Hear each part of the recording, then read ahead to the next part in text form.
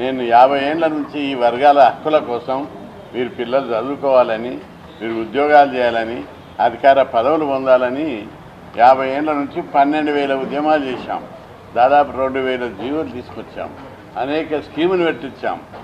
మేము పోరాడి హాస్టళ్ళు, గురుకులాలు, ఉద్యోగాల భర్తీ, అదేవిధంగా ఫీజు రియంబర్స్మెంట్, స్కాలర్షిప్లు దేశంలో ఎక్కడ ఏ రాష్ట్రంలో లేని విధంగా ఈ రాష్ట్రంలో పెట్టడానికి ఉద్యమాల పునాది వేశాం. 12,000కు పైగా ఉద్యమాలు చేశాం. ఇటీవల రాజ్యసభ అయిన తర్వాత అన్ని రాష్ట్రాలు తిరిగి చూస్తున్నా ఎక్కడ ఏమేమి స్కీములు ఉన్నాయి, ఏం స్కీములు పెట్టాలని చెప్పి.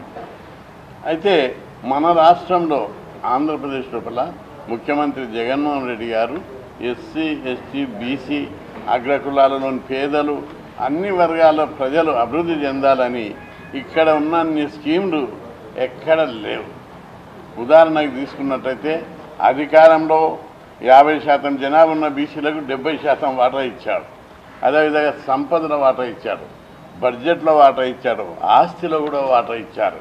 ఈ విధంగా ఈ కులాల యొక్క పేద వర్గాలు, పేద కులాల యొక్క అభివృద్ధికి ఆయన చిత్తశుద్ధితోటి, అంకిత భావంతో, ధైర్య సాహసాలతోటి ఇస్తున్న తీరును, ఆయన పేద కులాల అభివృద్ధికి పాటుపడుతున్న తీరును చూసి దేశంలోని అన్ని రాష్ట్రాల ముఖ్యమంత్రులు ఆశ్చర్యపోతున్నారు.